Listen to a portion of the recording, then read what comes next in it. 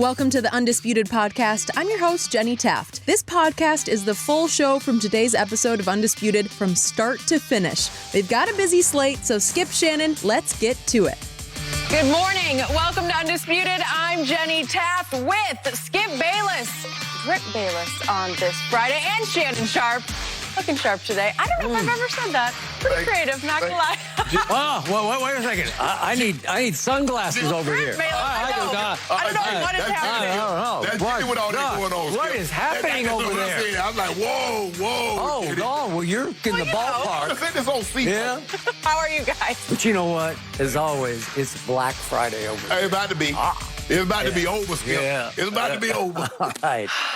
About to be over. We have a packed show. It is good to see you both today. And how about we get right to it? In a conference call yesterday, Pete Carroll said that he regretted not signing Colin Kaepernick when he visited with the Seahawks in 2017. Pete also said that another team had just called him before the conference call that was interested in Cap. Shannon, are you buying that he regrets not signing Cap and that another team had interest in signing him? What do you think? Okay, let me say, no, hell no. Skip, that's the easiest thing to say now.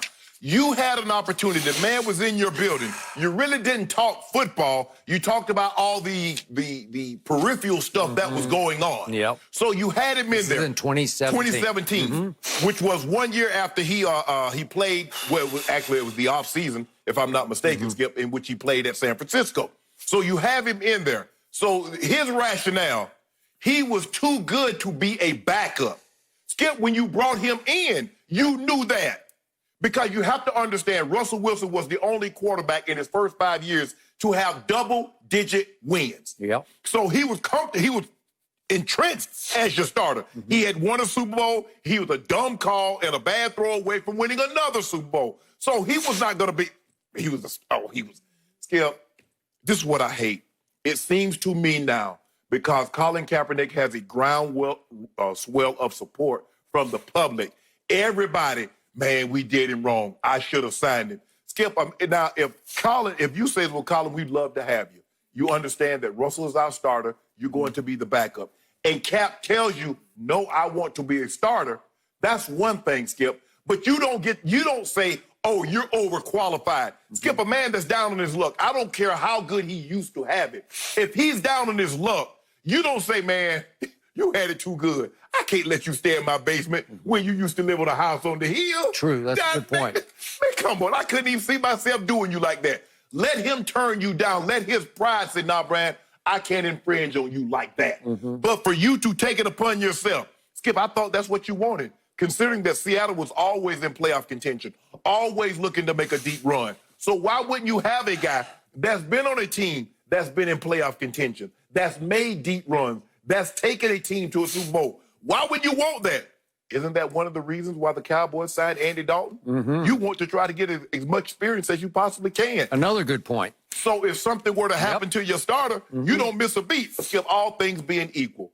If you look at it, most teams want quality backup. Now, I understand now with the situation with the cap and how veterans used to be, the days of the Steve Young sitting on your bench, that's over. Guys that's that caliber, Skip, they're not sitting on your bench.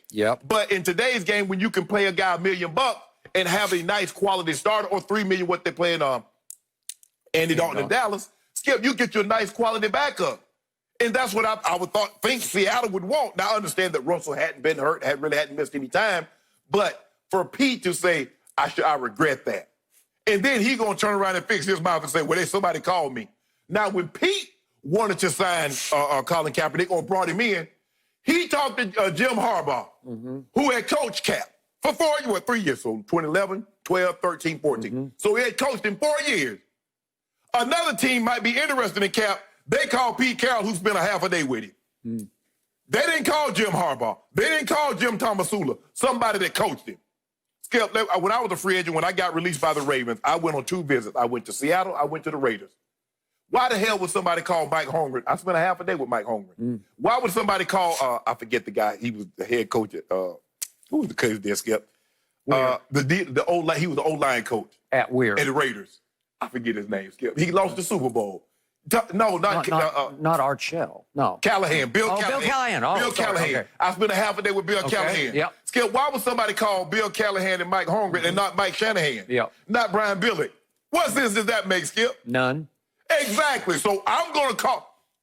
You know what was a good idea, Skip? I wonder if Cap have a phone number. I wonder if Cap has a representative that have the phone. Maybe I should call them and ask them. So you're going to call somebody that spent a half a day with Cap 3 years ago. 3 years ago. As opposed to picking up the phone, calling Cap, his representative, or Jim Harbaugh, who spent 4 years coaching him. Jim Tomasula, who spent a year coaching him. So you're not going to call any of those guys. Yeah. You call Pete Carroll. Man, Pete, stop this. It's okay. The problem was in 2017, because of what Cap was doing, trying to bring attention to police brutality against unarmed black men and women and social injustice in America. The temperature was too hot for you to sign him. Okay, fine. We understand that. You're not the only one, but for you to try to come back around, Skip, and says I should have signed him. No, we're not gonna do that, Pete. We're not gonna do that. We're not gonna let you. We're not gonna play that ball game. Yep. All of a sudden, you have empathy and you feel sorry. You didn't sign him. We know why you didn't sign him, and now you're trying to raise that part because history is gonna look very, very favorably on Colin Kaepernick and not so much the NFL. It's as simple as that. Skip. I can't tell you how much I agree with every point you just made, and then some. I am also going to call big BS on Pete Carroll on both issues.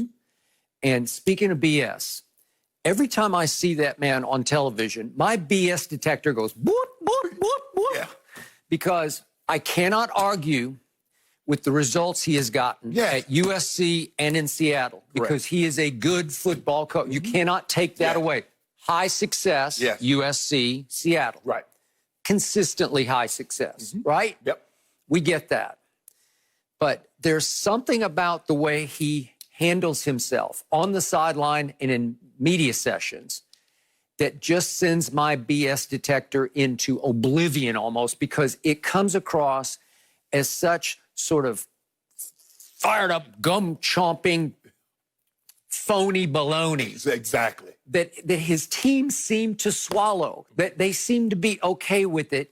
He seems to be able to, in a good way, con his teams into playing high-level football, right? Yep.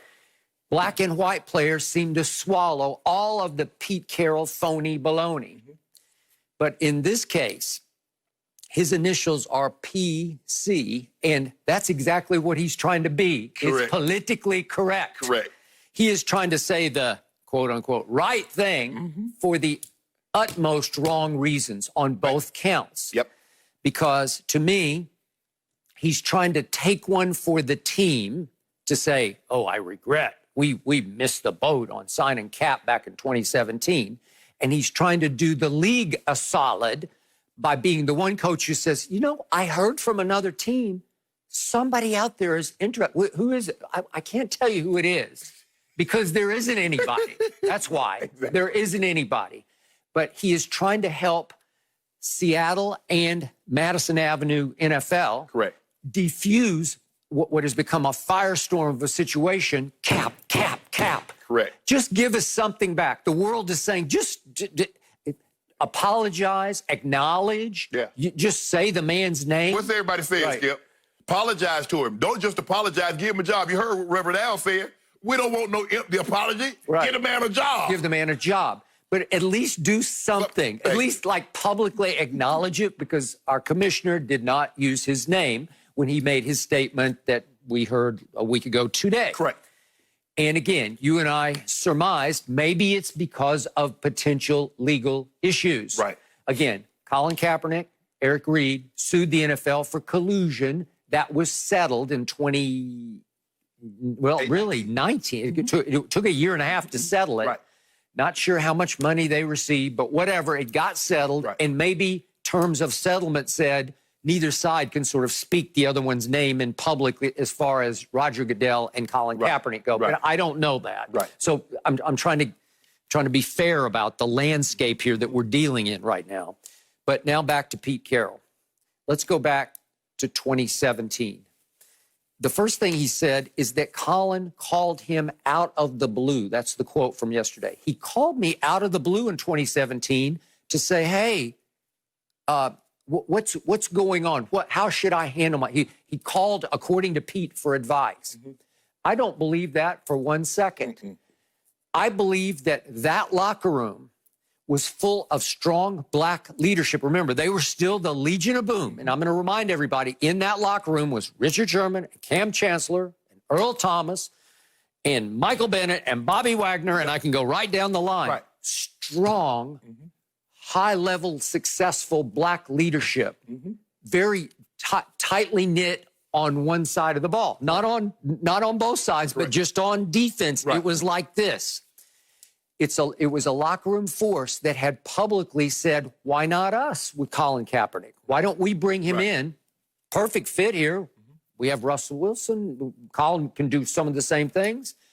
And I believe that Colin, if in fact he initiated the call, it's because Richard Sherman or Michael Bennett or somebody told Colin, hey, Pete's interested. Give him a call because we're pushing for you here. So I don't know the semantics of who initiated that conversation, but we do know for a fact, you know for a fact, I believe you heard from Colin's camp about this, that he did go, but he went to work out and he got there and found out, no, you're not going to dress out and work out. Nope, you're just going to sit and talk to Pete Carroll. So is it just a lip service visit? That's not that's what Cap told me out of his own mouth. He never went to the blackboard to draw up any plays, to diagram any plays. They never asked him football-related questions. It was the landscape of, what are you doing? Where do you see yourself? Things of that nature. He didn't throw. He didn't do anything. He didn't put on Seattle gear and go on a football field and do anything that would be football-related, or you would think you're bringing a guy in to work out. That's what Cap told me. Okay, so once again, was Pete Carroll just doing the league a solid by saying, we'll bring him in just to sort of make a show of, we're kind of interested in him. And nothing happened because nothing was going to happen. And my theory is, again, from a distance, that, remember, Russell Wilson was under some fire. It had started in the 2015 Super Bowl after the 2014 season. You brought it up earlier, that flashpoint moment, end of game, we're going to throw it. Russell Wilson is going to be the MVP, it looked like to a lot of us. I'm going to make Russell the MVP. I'm going to throw the football. We're not going to hand it to beast mode from the 1 yard line. Okay. Just in fairness, quickly on that scenario, beast mode had not been highly successful on third, 4th and 1 or goal line. The goal line from a yard out. I think he had missed on 3 of 4. So I didn't have as big a problem as you had with throwing the football. It was Russell Wilson throwing to Ricardo Lockett, who was kind of their short yardage possession. He was a more physical possession receiver, right? 6'2"-ish, 215-ish. And it wasn't a terrible throw. Maybe it was a touch behind. But as you know, Malcolm Butler made the greatest clutch defensive play in the history of the Super Bowl to just snatch it out of nowhere. Okay, so the point was it did not work. It blew up in Pete Carroll's face. And it was the beginning of the end of that potential dynasty with that Legion of Boom, because the Legion of Boom not happy with that. Right? And it caused some locker room conflict between Legion of Boom and Russell Wilson. Are we sure? Have you become Pete's pet? Or that whole syndrome was operating. And then there was some struggle after that going into the next year. So to me, there is no way Pete Carroll's going to bring in a quarterback who had been highly successful, about as successful as Russell had been. I mean, Colin came within a controversial throw, as you point out, of winning a Super Bowl. I thought it was pass interference on Crabtree in the end zone, uncalled, or we might be having that conversation right now.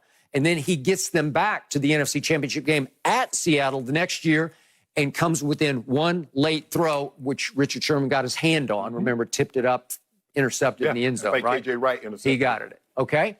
So the point is, that whole locker room wanted Colin in, but if Colin comes in and you sign him, and Russell has even a mediocre game, you know what's going to start happening?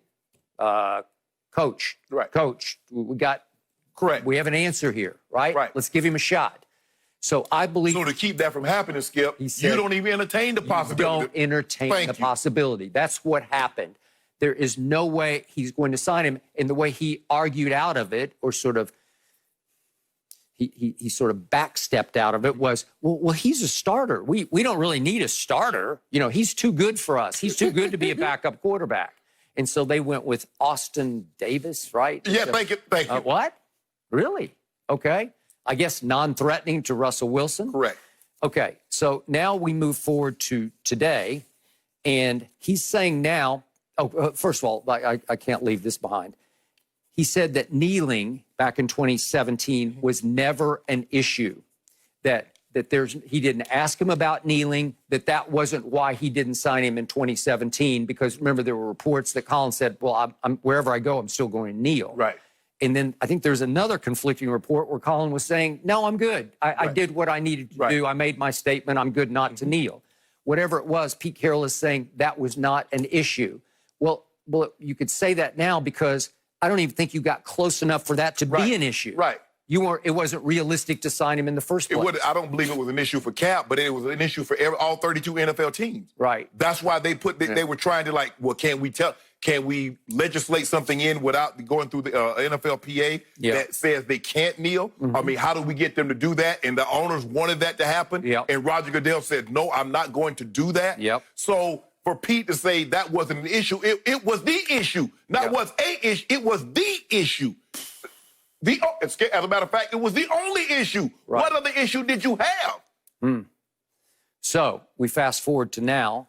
Pete Carroll continues to do post-damage control and now looking ahead damage control, which is, there's another team interested, so that the world can say, well, I guess we're okay now. Right. Because somebody's interested in Colin. I just can't even remotely buy that, and I'm so with you. Why would you call Pete Carroll? To find out what? To ask him why he didn't sign him in 2017? Skip, Jim Harbaugh coached the man for 4 years. He was the one that drafted him, inserted him into the starting lineup, and says, even when Alex is healthy, we're moving forward with Cap. Skip, he did this. By the way, you got to give, that was... Yes. And when Time Magazine nominated a Cap for 100 most influential people, who did they call? They didn't call Pete Carroll. They called Jim Harbaugh. Good point. So why the hell would some other team, after a guy spends a half a day 3 years ago with him, why not call the guy that spent 4 years with him? That's what I don't get. I mean, look, I'm not trying to be no detective here, Skip. I don't think I'm Sherlock Holmes. I don't think I'm Joe Friday. But you don't have to be one of these top-notch detectives to see this is some bull jive. Why would someone call that I interviewed with and spent a day with and not one of my former bosses, Sean McManus or Tony Batiti, that was over me for a decade? Tony Batiti was there for like 4 years. Sean McManus was my boss for 10 years. Why not call one of them as opposed to somebody I interviewed with for 4 hours? That makes no sense. I would think, hopefully I'm here with my boy Skip Bayless for the next 20 years. Why would somebody not call Witt or Charlie Dixon? Call Azzy, my producer. Chris Healy, who was my producer for 3 years. Why would you not call them as opposed to somebody he sat down an interview with 4 years ago? That makes no sense, Pete. Come on now. Well, I hope nobody else swallows this, because it didn't fix anything. It didn't cure anything. It did not advance the story anywhere. Again, Pete is trying to be PC Pete Carroll and make this as right as he can for the sake of the National Football League. Thank you. And it's not going to work. Because until you tell me a team has called Colin and is about to sign Colin, I'm out. Skip, it's hard for me to believe that the man, he says he's in the best shape of his life. He's just waiting. I mean, I think I saw something Colin says he's waiting for a call. So you're not going to call that man. He got a representative. But you call Pete Carroll, who isn't his representative. Skip, we get it. The NFL, you missed the ball in 2017. You missed the ball in 2018. You missed the ball in 2019. And then something happened on May 25th of 2020 that caused what Colin Kaepernick was all of a sudden trying to bring attention to. Brought attention to him in a positive way, where you looked at what he was doing in a negative way. So now what you're trying to do, everybody, 2020 hindsight, Skip, It's a magnificent science because you have the luxury of looking back knowing today. So just imagine if they say, you know what? Man, we might be on to something. The thing is, Skip, is you try to get on it before it gets hot. Then you can say you're on the right, because there's a lot of people now. Man, if we had just listened to Dr. King. Oh, they quote Dr. King left and right. They do. But they wasn't doing that, Skip. That's true. He made all those speeches in the 60s, and ain't nobody quoted. Now everybody quote Dr. King. A lot of white people. Yeah, but quoted, oh, Dr. King said peace. Dr. King says an eye for an eye leaves us all blind. Well, y'all were sure trying to poke his eyes out. Skip, that's just Pete, stop it. Pete, let it go. You had an opportunity, you didn't sign it. You're not the only one. But everybody is not going to try to go on this press tour and say, yes, we did Cap wrong, and now we're trying to make it right. Let it go. It happened. You did it. So did 30 other teams, because the 49ers, if they'd have won him, they would have kept him. So I get it. But don't do this, Pete. Don't. This is not right. Because what you're doing is not right, because you're trying to make it. I've never heard, oh, he's overqualified. Skip, and I get it. There's sometimes I've heard people that go into the normal job market, Skip, and say, man, I'm overqualified for this job, but I need the job. Okay. And I've heard boss say, man, you're overqualified for this position. I understand it's less money that you've ever made. He's like, but I need the job. If somebody says, I'm overqualified for this job, Skip, I don't want the job, that's one thing. But for you to tell me I'm overqualified and don't offer me the job, nah, I'm here. Skip, I'm here for a reason. How the hell am I going to come in here and say, man, I'm overqualified for this? No. Let me tell you no. Don't you tell me no. Pete, let that go, man. Just let it go. I want Pete to stop talking about Cap. Speaking of talking, I've told you again and again, my one and only frustration with Colin Kaepernick is he has not spoken much at all. Well, he hasn't really spoken publicly since his last game at the end of the 2016 season. I would love to hear him speak out about all of the above. Put it in his perspective. Why did he call, quote unquote, out of the blue to Pete Carroll, according to Pete? Of all the people. So I'm going to call my arch rival, my arch nemesis. That's true. It was. The guys in my division that I played, I kept them from going to the Super Bowl 1 year. They kept me from going to the Super Bowl 1 year. That's the guy I'm going to call. That's what he said. And we need somebody to call him on it. And the one person who could call him on it is Colin Kaepernick. That's why I would love to hear him speak out about this. Had I been in Cap's situation, you know who I would reach out to? Jim Harbaugh. Jim, can you put some feelers out there? Can you call somebody in the league? I mean, talk to your brother, ask him, put some feelers out there and see what's going on. Why the hell am I going to call somebody that I didn't play for? Totally agree. Enough, Pete. More from Colin, please. No mercy. Trevor Lawrence was among several Clemson players who came to the defense of head coach Dabo Swinney. This comes after Dabo received criticism for not firing an assistant coach for using a racial slur and also wearing a shirt that said "Football Matters" just last weekend. So, Shannon, if you played for Dabo, and I know you guys have a relationship, would you be publicly supporting him now? No, I'll be like Jerry Jones. My silence would be deafening. I wouldn't say a thing. Good. Because I think the thing is, Skip Bayless, we're not denying that Dabo is a very good coach. There's no question about that. He's brought Clemson into prominence. When you talk about the Alabamas and you talk about the top-tier programs, you must put Clemson in there. Now, Clemson was always a good program, Skip, but they're in title contention every single season the last 6-7 years. And that's Dabo. Give him his credit. But Skip I understand that he's a great coach and, he's given me a scholarship, but you have to understand there's a difference, players, between being a black player playing for Clemson and then taking that uniform off and being a black man in society. You're not going to always have on that orange and white. You're not going to always have that tiger paw print helmet on your head. So you must understand that. Dabo has told you how he feels. Dabo doesn't care about these issues. Dabo care about winning football games, and if young black men can help him win football games, that's Dabo. Dabo said some things when Cap was doing what he did in the beginning that caused me to raise my eyebrows, Skip, because I've heard this before when people get upset. You saw this a lot with immigration. It's always, Skip, go back to where you come from. Leave the country. Dabo uttered that. And when they asked him about it 2 weeks ago, he said it was harsh. He didn't apologize. And nobody called him on that. They didn't say, Dabo, you're not sorry. He said it was harsh. So now I'm looking at you kind of side. I'm being honest, Skip, especially in today's time, as conscious as young black men are today. Nah, I'm going to need you to show support for this cause. I'm going to need you to tackle it deliberately. I understand you're a coach. I appreciate you giving me a scholarship. But what players must understand, Skip, also, is that the scholarship is contingent. It's a year-to-year deal. You don't get that scholarship and says, okay, I'm here for 4 years. That's on if Dabo likes what you're doing or not. And I think people need to understand that. Dabo, he's great. Those black men can do something for Dabo. What we're asking from people like Dabo Swinney, that look like Dabo, that has a voice that's influential, is to say something, speak on something for women, young men and young women that can do nothing for you, Dabo. That's what we're asking. You ain't got to give a dime.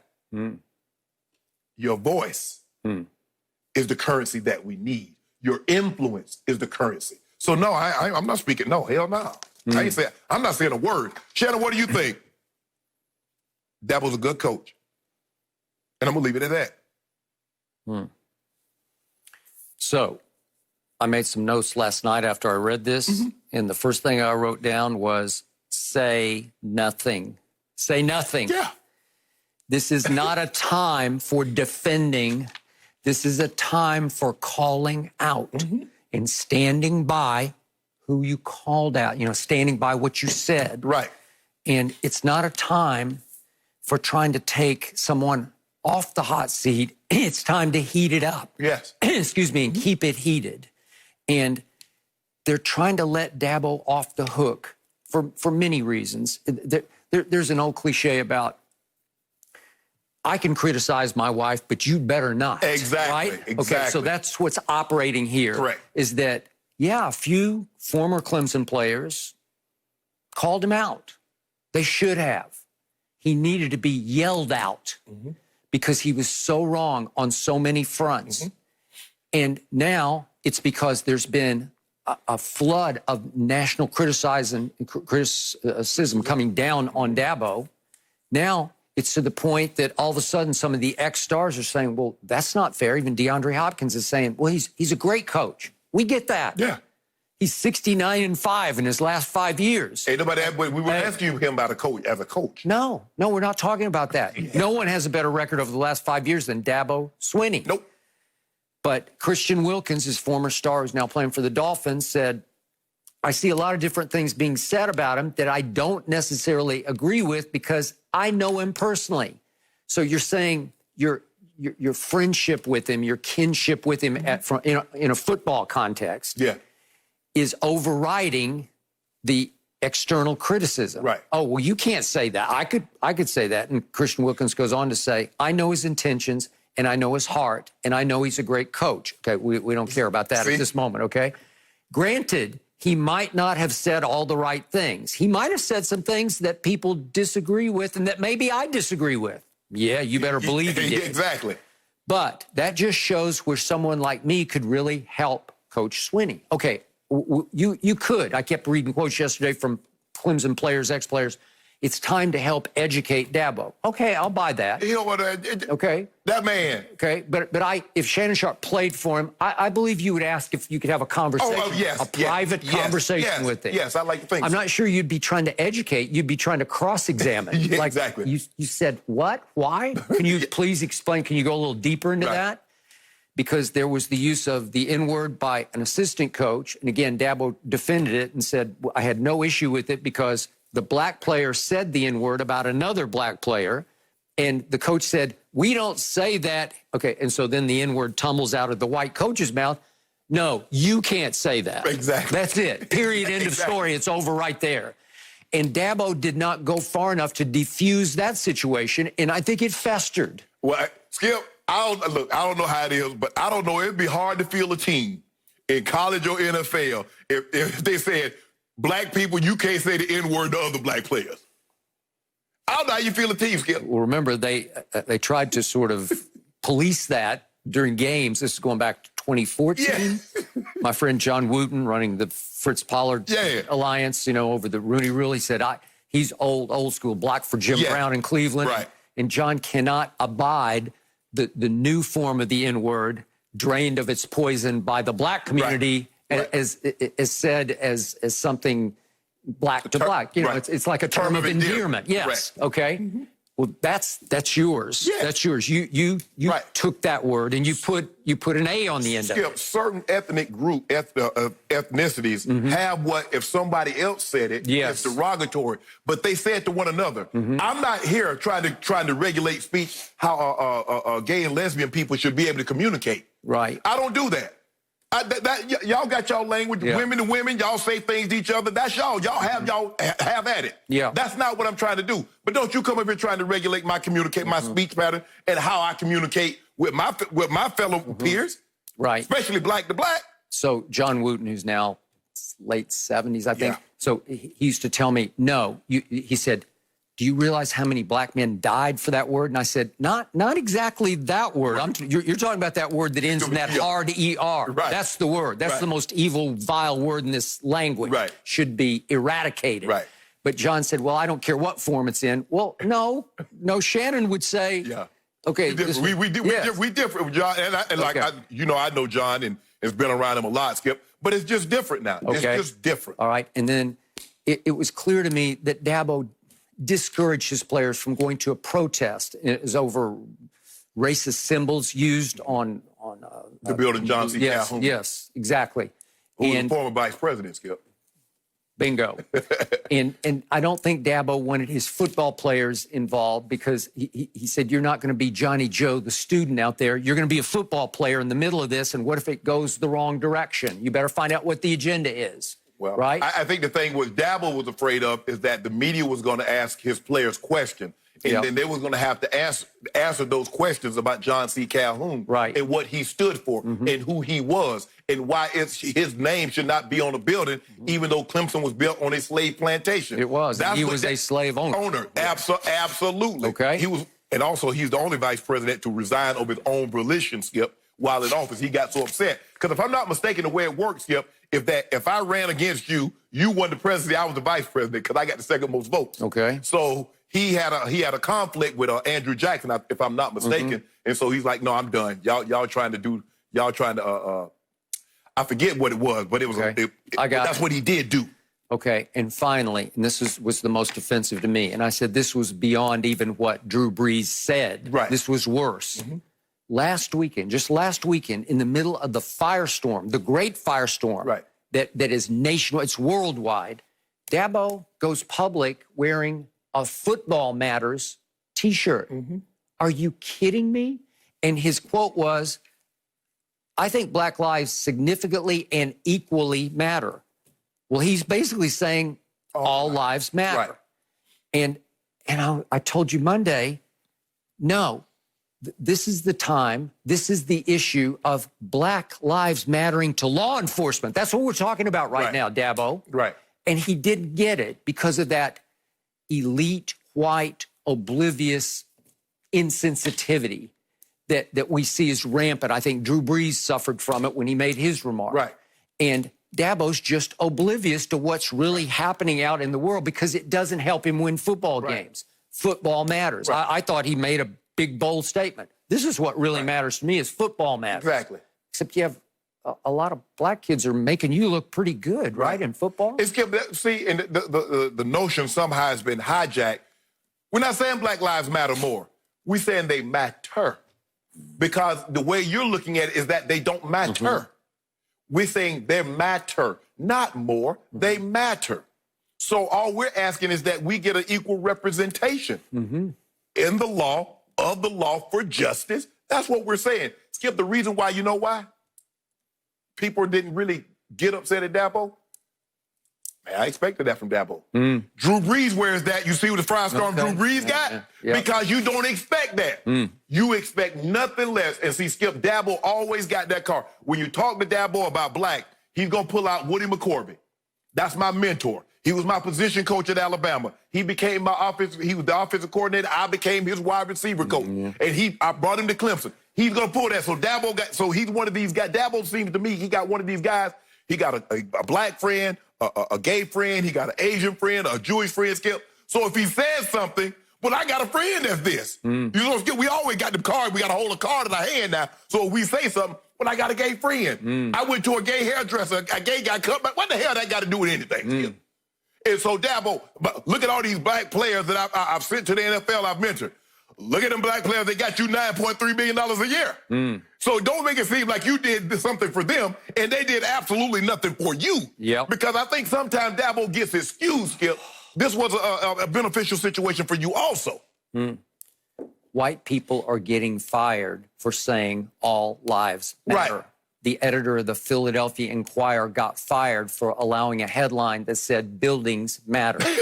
He got fired for being dumb. Dabo got away with wearing a T-shirt that said football matters. Right. And I think in large part he got away with it because he is the king of his kingdom. And he's 69-5 over the last 5 years. And that's why, Skip, players, former players, current players are so hesitant to criticize a coach. Skip, the fan base is going to 95% of the time side with the coach. Absolutely. Especially a winning program. So you can't lose, and then you're going to be looked at as a pariah. You're going to be looked at like Rashad McCants when he turned, say, he was getting grades and he didn't go to class. Skip, he's a black sheep. He looked at totally different at the University of North Carolina than any of the other players. So if you say something against Dabo or you say something against that program, that's how you're going to be viewed. That's just the way it is. The fan base is going to go with the Skip. They're going to go with they're going to go back to homecoming and these get-togethers. And, you know, the I Pay 30, they have a I Pay 30 a year where the alumni pay $30 a year and they raise tons of money. So, no, I'm not surprised no one has really stepped out and said anything negative about Dabo. So tomorrow evening at 6 p.m. in Clemson, South Carolina, the football team is going to lead a protest march starting at the stadium. I heard one report that Dabo is scheduled to speak when they stop wherever they congregate at the wait, what's wrong with the leg? He can't walk?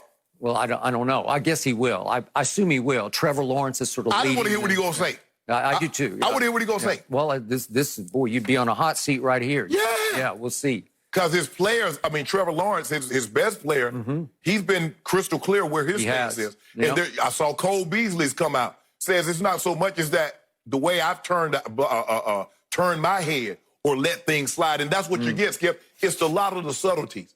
And what we're asking, look, I mean, it'd be nice if you had the conversation with us, but we need you to have the conversation amongst your friends. You don't need to open our eyes. We know it exists. We bear the burden of it, Skip. So we need you to open your friends' eyes and say this is wrong. No mercy. African-American golfer Harold Varner shot a 63 yesterday in the first round of the Charles Schwab Challenge as the PGA Tour made its return. Varner is tied for the lead entering today, and obviously such a cool story given the current climate. So, Shannon, what was your reaction when you saw this?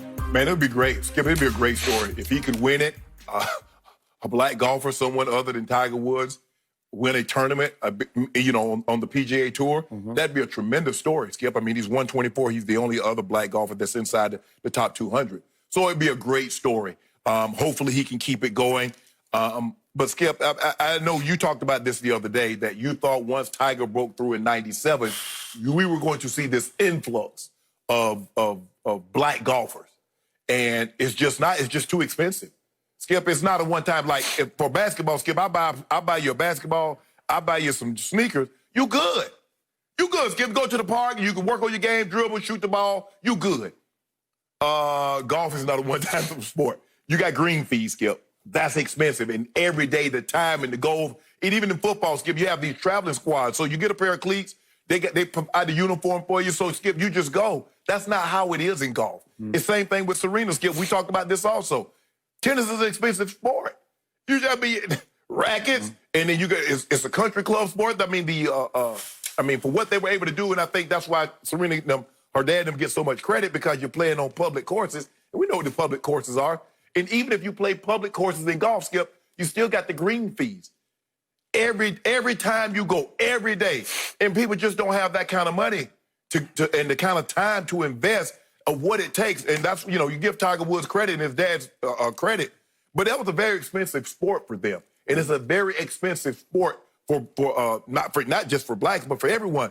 But blacks, not just, Skip, it's just cost prohibitive, I believe, for blacks to run to that sport like basketball. Skip, you see basketball and football, blacks are heavily involved because, Skip, it's cheaper.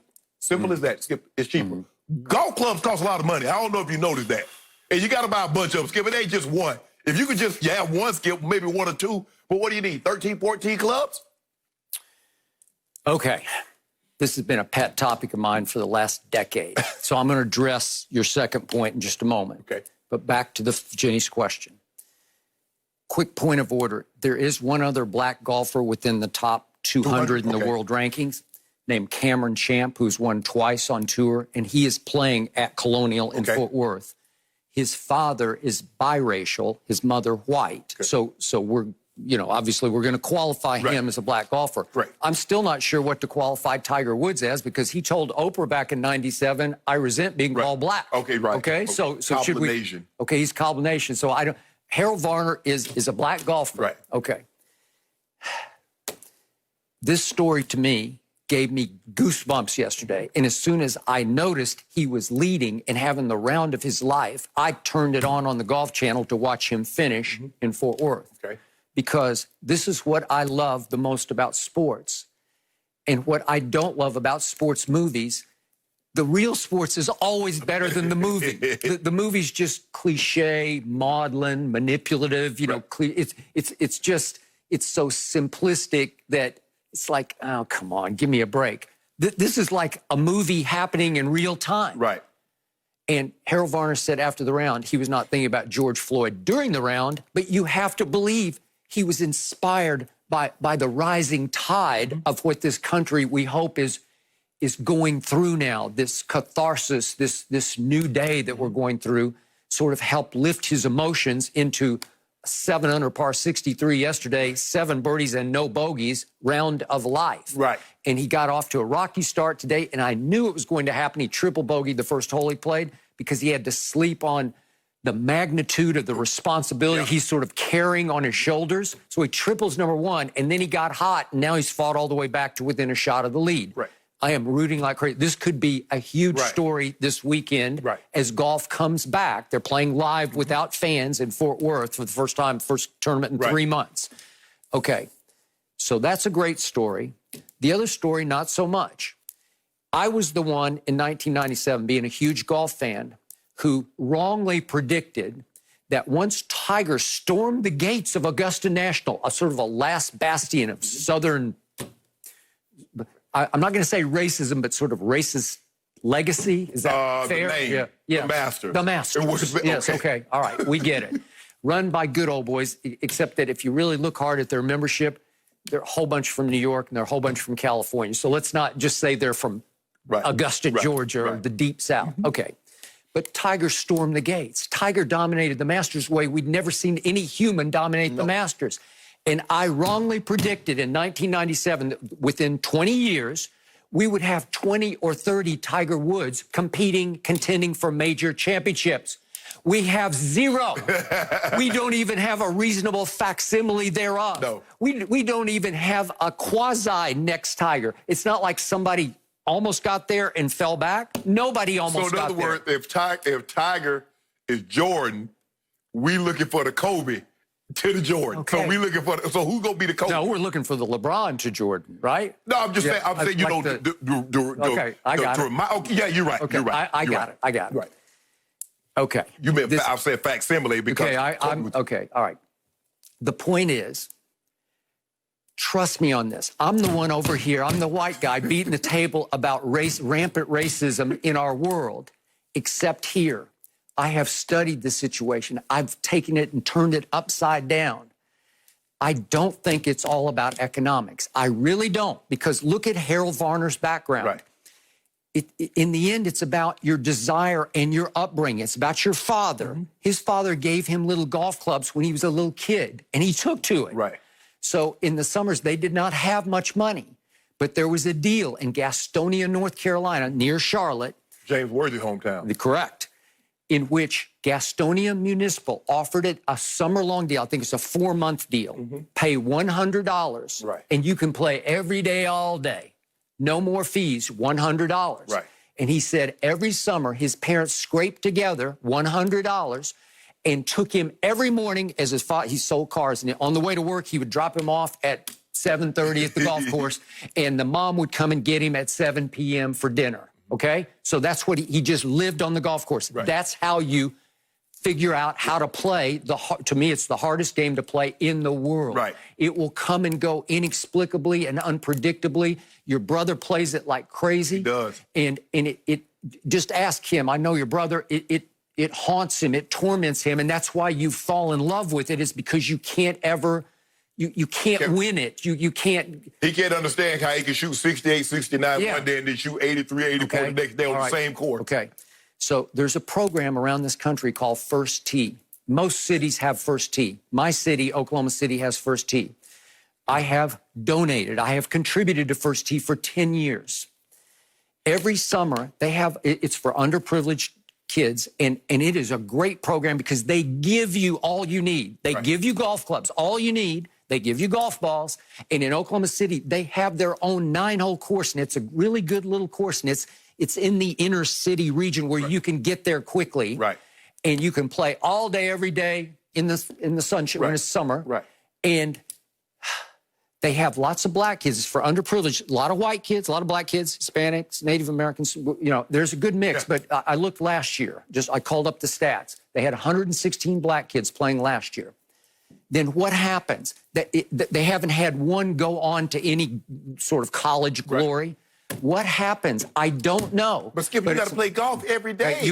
I got it. I mean, they're going for the summer and playing every day, and then what happens when they leave the summer camp? This is my theory, and I could be all wet about this one, but to me, golf takes too long. I don't like golf because it takes too long. Trust me, slow play is even now killing the sport of golf. It takes 5 hours to play 18 holes. Yeah. That's too long. There's too much standing and waiting while the group putts out on the green. It's not that fun unless you get addicted to the challenge of it, and it takes a while to get addicted to it. Right. So in the end, I'm thinking the black kids with ability, and you don't have to have, it doesn't take athletic ability to play golf. Mm-hmm. It takes hand-eye coordination. Mm-hmm. You can be sort of unathletic. I know several unathletic golfers who have great hand-eye, and they piece together a swing, and they can play. Right. Okay? They can score. Right. I'm thinking a lot of black kids try golf, and I remember the commercials after Tiger broke through. I am Tiger Woods. I am Tiger Woods. Right. I am Tiger Woods. Kid after kid, I am Tiger Woods. I think a lot of them tried to be Tiger Woods and found out what Tiger Woods went through is hard, man. It takes a complete, total commitment. Did Tiger Woods play any other sport in high school? He did not. Nope. His father took him on nationwide tours to play those junior events. That's what takes money. Yeah. I don't know how they had the money to go, but Tiger won 3 straight national junior championships, and they're played at historic courses all over the East Coast, okay? So he had to go every summer. He won 3 straight U.S. amateurs. They're played at historic courses all over the East Coast. Mm-hmm. You got to be able to fly, you and your father, to these tournaments all over the place. Well, Harold Varner did not take that route. Right. He went to East Carolina. He became the player of the year in his conference. He came up the hard way. That was the harder way, okay? Mm-hmm. So my point is, I think a lot of black kids get to a point at 14 or 15 and they say, you know what? This isn't that fun. It's boring. It's boring. It's the same thing with baseball. I was going to just say, you took the words right out of my mouth. We've had a dearth of African-American young baseball players because I think they said, you know what? Football's more fun. Basketball's just more fun. And it is. Yep. Baseball can be too tediously slow. Yep. I agree. So in the end, it's not just economics, because when I was growing up, there were a bunch of pretty good black golfers. Do you remember Lee Elder and Charlie Sifford and Calvin Pete and Jim Thorpe? Jim Thorpe, yep. I mean, I'm growing up thinking, these guys are really good. Now, they weren't Tiger, but they could win tournaments. Yeah, but they won occasionally. Yes. Mm-hmm. So that generation, they came up the hard way, and they made it. Right. And now we have none of that going on. Mm-hmm. And yet, where I grew up in Oklahoma City, there's a course I grew up on called Lincoln Park, and it was it's in a black neighborhood. It was then for sure in those days, and trust me, it was like 50-50 black and white golfers. Mm-hmm. Well, it seems like the black community sort of fell out of love over time with the game, just as it fell out of love with baseball. So I'm not sure that it's straight economics. And by the way, there have been a lot of white golfers who came up the hard way. Right. Like Ben Hogan, he's the namesake of this tournament. He was a poor kid from the wrong side of Fort Worth. He caddied his way up and then figured out how to play golf, okay? Right. So you can do it without money, but you got to really want it. Yeah, I think the thing is, Skip, what Tiger did is he brought more black men to the golf course. Okay. Because there was an influx in there. Everybody started buying Nike equipment. Everybody started buying Nike paraphernalia and going to the golf course. Yep. So that was the thing. And so, Skip, I don't know, and I know for a fact, he didn't bring the young golfers. He brought the older generation. Okay, he did. And brought the I'll golf buy doing that. that. Okay. But in the end, can I blame black kids for saying, I think I'll choose football or I'll choose basketball? No. No. Seriously. But they say it's addictive, Skip. They say once you start, I mean, everybody that plays it, that I know played, that I played with, or they love it. They man, I'm going to the court, man, come, no. Okay, but all those guys they're retired and they have time. Yes. And kids coming up don't have that kind of time to commit to it. It is you can't be on social media at the golf course. You cannot. Nope. Ain't no FaceTime, ain't no TikTok. Nope. So, hey, I'm rooting for Harold Varner. Yeah, and so all them old guys, Skip, they're trying to break up their day. See, that's 5 hours, and guess what? 5 hours of your day gone. I know. You ain't got to take out no trash. You ain't got to do anything. Yeah. well, Harold said he hooked up with a group of all black golfers in Charlotte called Par Busters, but they were older black men, and they all became his mentor. And so he started playing with them. They all said there were a lot of white men at the court, older white men who took him under their wing. Right. So it's like a previous generation thing as opposed to what's happening right now. Right. But I don't see anybody in the horizon. I don't either. I mean, we thought that was Venus and Serena. Ooh, more black girl. I mean, if they can do it coming from Compton, ooh, it's gonna be. I mean, for every night you get a Coco Gauff, we do. You get a Tiffany Thompson. Yeah, we've had a few. Yeah, Sloane Stevens. But for the most part, no. No mercy. We've got a full weekend of NASCAR action coming your way from Miami, starting tomorrow with the Xfinity Series on Fox, followed by the Truck Series over on FS1. Then on Sunday, the NASCAR Cup Series continues with the Dixie Vodka 400 live, 3:30 Eastern, only on Fox. Well, yesterday, the NFL said it will be committing $250 million over the next 10 years to, quote, support the battle against the ongoing and historic injustices faced by African Americans. The league also said that it would use its television network to bring more awareness to the issue. Shannon, impressed or not impressed by this? What do you got? I believe it's a step in the right direction, Skip. I really do. I don't want to be Debbie Downer. I really don't, Skip, but let's understand now. You're talking about $25 million a year. 32 owners. That's less than $800,000. Now, if I'm not mistaken, Stan Kroenke might be the wealthiest owner at about 13 billion. The least, maybe Mark Davis, about $800 million. So what's $800,000 to them a year, Skip? Not much. But see, I need something that's more valuable than their money. I need their voices. I need their time. Skip, you know who the most powerful people in D.C. is? It's not the lawmakers. It's the lobbyists. Because they the one that pitch it to the lawmakers. That's what we need, Jerry and them. That's what we need, Jerry Jones and Dan Snyder's and the Morrows. That's what we need. We need to say, you know what? We got to get away with this. We got to do away with qualified immunity. We need a police register. Because, Skip, we can't have them doing what they call pass the trash. You get all these citations in one department, and guess what? You move down the road, and you pop up at another one. No. We need to know your background. And we need to have, okay, what was the discipline? We need to know. Because it's like, okay, I'm talking to you. This is your discipline. No more of that. So we need, Skip, we need these owners' voice. We need their influence. The money is nice. I'm not going to sit here and say it's not. That's a lot of money. And hopefully it can be used for a worthy cause. But, Skip, we need voices. We need powerful men that look like the men that's sitting in those suits that's on Capitol Hill. We need men that look like them, that speak their language, that go to these clubs, these exclusive clubs, and talk about this. Guys, you know what? Enough is enough. This is enough. I mean, this is not what our country should be. This is not what our country was meant to be. That's what I need from them, Skip. And so for me, if they take that money, and if I can get Jerry, if I get them guys to go down there and lobby like when they want to get these old stadiums, Skip, you remember they used to want to get them stadiums? Oh, man, they be in front of everybody. They be hugging, shaking hands, kissing baby in the community. It was something they wanted. It was something they needed.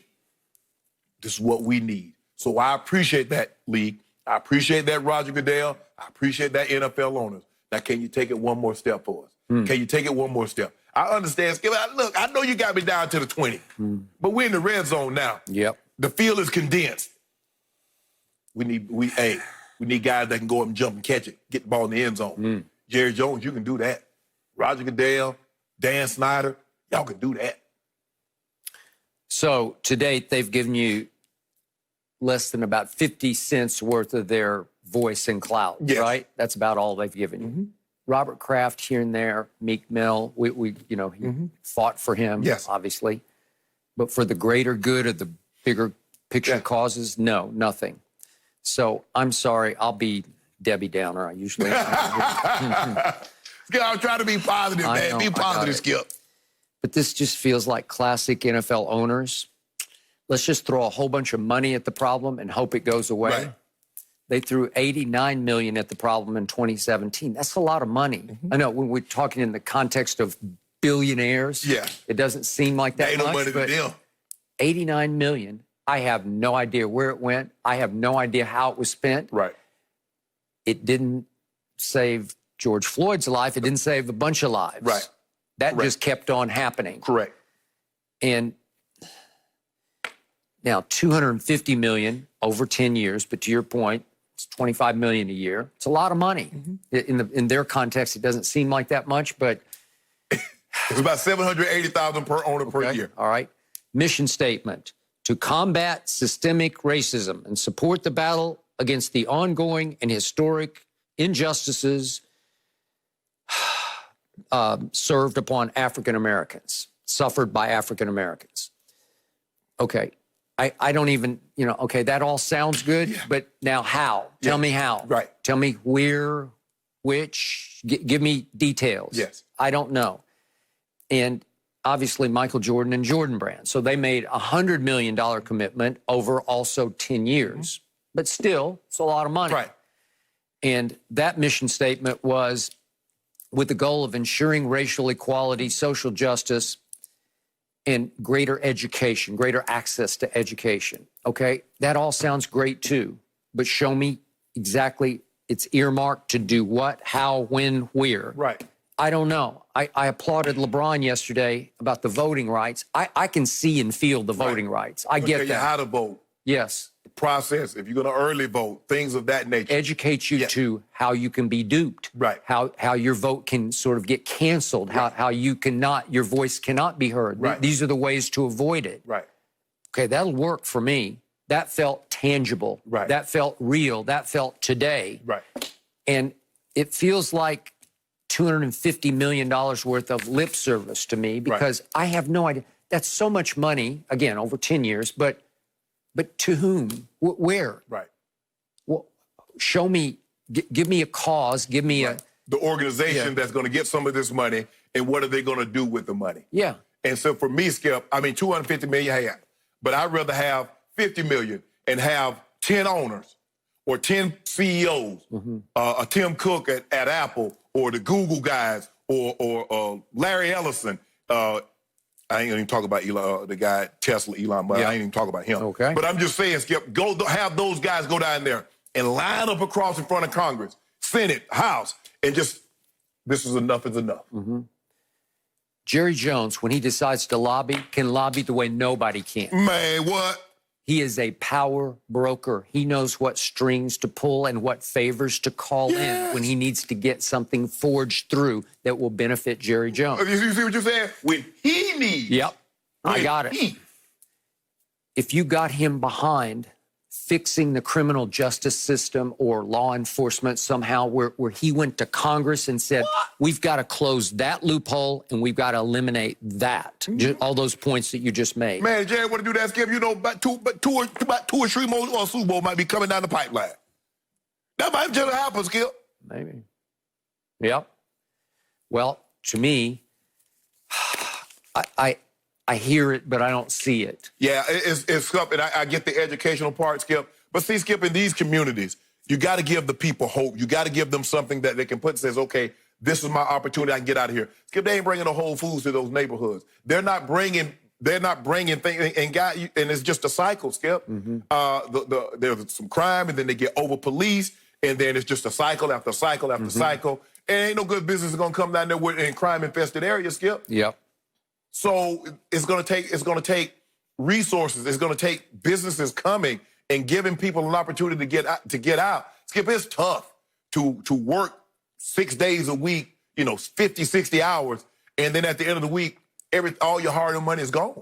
And you're like, what, is this ever going to end? How am I going to get out of this situation? It just seems like you're just in a pit, and you can see the top, but you're just not making it. You're not creating any headway into getting out. And it's and I know it's frustrating. But you know what? I'm not going to let you be down and Skip. They gave $250 million. I just need Jarrett. I need like 5 or 6 of them. I need Mr. Kraft. I need Jerry Jones. I need the Maras. I need the Rooneys. I take Daniel Snyder. And then we're going to do something about that name that you got going on with your football team. We're going to do something about that with too, Skip. But I need about 5 of them. I need about 7 of them. I need about 4 NBA guys. Yep. And I need about 4 Major League guys. And the commissioners of all 3. And I need about 10 of them big CEOs. Google, Apple, stuff like that, Microsoft. We're going to be in business, Skip. We're going to be in business. With you. No mercy. In a conference call yesterday, Pete Carroll said that he regretted not signing Colin Kaepernick when he visited with the Seahawks in 2017. Pete also said that another team called him before the conference call that was interested in Cap. So, Skip, are you buying that he regrets not signing Cap and that another team is interested in Colin Kaepernick? Yeah, Skip. Baloney, double baloney. No and no. Not buying either premise. I have always respected Pete Carroll's ability to win football games, to coach football at the highest level at USC and in Seattle. Right. Can't argue with that. But I rarely trust anything that comes out of his mouth because when I see him on the sideline or hear him at the podium after the game, my BS detector goes off like a siren. To me, watching Pete Carroll has always said to me, boy, there's a lot of fired up, gum-chomping, phony baloney operating there that his players mostly seem to swallow. He's a con artist in a good way, at the highest level in a good way, because he has the ability to manipulate players to do what he needs them to do. He's a heck of a motivator, Skip. He will put on shoulder pads and a helmet. He will. Run down there on special teams. I got it. And he's like Pete's one of the guys. So he's very good at that. But in this case, A, he's taking one for the team to say, I regret that I did not sign him. And B, he's doing a solid for the league saying, you know what? Out of the blue today, some team called me. I can't tell you which team. They're very interested in Colin Kaepernick. Stop it. We are not buying it because what he's trying to do for the sake of the league and for his team is to defuse the firestorm of what happened with Cap. Right. Cap was right, NFL. Give us something. Give him a job. Right. Give him an apology. Right. At least acknowledge the man. Say the man's name. Give us something back. They give you nothing but silence.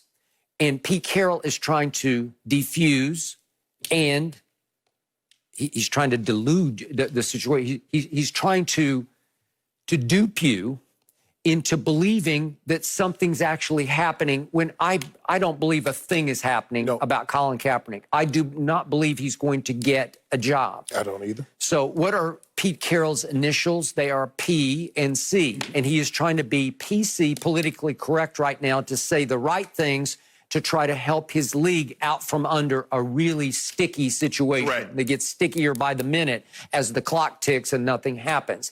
It's been 7 days since our commissioner issued the video statement, which was tremendous, except it stopped short of mentioning Colin Kaepernick. Right. Said all the right things except for that thing. You and I speculated, well, maybe it's a legal matter. Maybe his hands are tied because of the settlement that he agreed with both Kaepernick and Eric Reed after they sued for collusion back in 2017. That could be the case. But in the end, I'm sorry. I've said this from the start. The only reason he brought in Colin Kaepernick in 2017 is because he was getting so much pressure, so much encouragement from the black leaders in his locker room.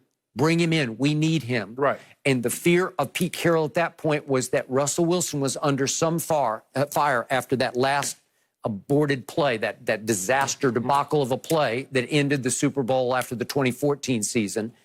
And he did not want Colin Kaepernick to be a threat to Russell Wilson. So that's why he did not sign him and instead went with the immortal Austin Davis as his backup. And Skip, the thing is, I do not believe Pete Carroll regrets not signing Cap in 2017. This is revisionist history. This is hindsight because he and others were wrong on Cap and the movement. Everybody made it was about the flag. It was about a lot of other things except what Cap actually told you out of his mouth. Skip, you remember he looked over his shoulder and said, how is what I'm doing un-American? Standing up for oppressed people of color and minorities and wanting justice, what's wrong with that? Shouldn't everybody want that? So he told you why he was doing it. Yep. But you didn't want to hear that because you didn't want to talk about that. So guess what I'm going to make it about? I'm going to make it about the flag. You know, Skip, most of the people, they love the flag, Skip. They love our military. They love the vets. Even though the vets are, we talk about that another day, Skip. Pete, I'm just trying to figure out, when you brought Cap in, you called Jim Harbaugh. Jim Harbaugh had been his coach. Jim Harbaugh actually, when Time Magazine did their 100 most influential people, they called Jim Harbaugh, not Pete Carroll. Why would they call Pete Carroll? You had just talked to him. You had just spent half a day with him. Why would they call you? No, they called a man that has spent 4 years with him. Exactly the exact same thing you had done. So someone's going to call you 3 years later, a guy that you spent a half a day with. Okay, tell us about him. Tell you what, I didn't ask him any football questions. He didn't work out for us. He didn't run. He didn't throw. So what you want me to tell you? He came in, sat down, he had an afro. So what can Pete Carroll tell them, Skip, about a situation that happened 3 years ago? This is a situation. The climate of what Cap was trying to bring attention to has changed. Public opinion of this has changed. And the NFL and Pete Carroll were on the wrong side of that. As you and I tried to say, guys, get on the right side of history. I'm saying it doesn't look like it now, but I'm saying you're going to be on the wrong side of history like a lot of others were with Dr. King, with Rosa Parks, with Muhammad Ali. You're on the wrong side of this one. And now everybody's seeing it. You have protest after protest. They're still protesting in LA. They're still protesting in New York. And it's like, oh, my goodness. He was right. We were wrong. Not only were we so wrong, we were so wrong and so devout in trying to stifle him, we wouldn't even let him have a job. Now everybody, oh, yeah, we wanted him. We wanted to sign Cap, but we didn't want him to be a backup. The guy's too good to be a backup. Why they do that, Skip? Oh, you too good to be a backup. The man wanted a job. He wanted an opportunity. He knows, Skip, there's a reason why you see some of these guys like Ryan Fitzpatrick that hangs around, Josh McCown, hang around 10, 15, 20 years. All you got to do is, Skip, just stay on the team. Just stay in the league. Out of sight, out of mind. Because like you said, think like sheep. Okay, well, that team didn't sign him. They need a quarterback. That team didn't sign him. They didn't need a quarterback. So what's wrong? Where if he's on a roster, you see these backups go from place to place. Boom, boom, boom, all over the place. So, Pete, just let it go. You didn't want him then. You don't want him now. You're trying to save face because of what's going on in our community. He was he was the first athlete in your sport, in all sports, to stick up for this issue, to make it be known, and you were wrong. It's okay. You're not the only one, but to try to convince us that you have some kind of regret. Okay, what are you regretting? That's what I want to know. What is he regretting? Nothing. Because nothing has changed. You still got Russ. If you thought he was too good to be a backup then, why are you regretting it now? He was going to be a backup. You thought he was too good to be a backup. So what are you regretting? Nothing. Nothing. Just let it go. Nobody called you. I refuse to believe somebody called a guy that spent. I mean, if I want to find out, let's just say, I know you like these relationships, if I got somebody, if I want to date somebody, I'm not gonna call the guy that she speed dated with. I'm gonna call the guy she dated for 6 years or she was married to. Why would I call somebody you want to speed date? What the hell you gonna be able to tell me? Man, Pete, stop it. Man, I wish they was just let it go. Why they just can't let it go? You were wrong. It's okay to say we were wrong about Cap. It wasn't about the flag. He could have played, but because the public outcry was so great because of what he was doing during the anthem, we didn't want to take that chance. That's what it was, Skip. It was as simple as that. And if you were to do that, people would respect you a lot more as opposed to lying now, saying that the reason I regret not signing him and the reason why we didn't, he was too good. Yep. Can you have two? Skip, I think every NFL team want to have too good players. What actually happened, he was too big a threat. Remember the context of the play in question, that last play of the Super Bowl after the 2014 season. You wanted them to hand the ball to beast mode, Marshawn Lynch. Pete Carroll said, no, I want the ball in Russ's hands, and I want him throwing the football to Ricardo Lockett at the goal line. It's a play that they had run all year. They liked the play, and you know the rest of the story. Right. And Malcolm Butler made the greatest clutch defensive play I've ever seen, especially late in the Super Bowl. In the history of the NFL. In the history of the NFL. And it blew up in Pete Carroll's face. And he continued to face a revolt of the defensive side of the ball because they thought that Russell had turned into Pete's pet. And that was as strong a black leadership in a locker room since you guys had it in 2000 in Baltimore, you and Ray. It was maybe not quite on that level, but when you have Richard Sherman and Cam Chancellor and Earl Thomas and Bobby Wagner and Michael Bennett, it is strong. Cliff Averill was on it. Cliff Averill.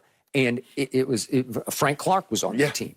And they were getting close to revolting on that team because they weren't sure about Russell at that point.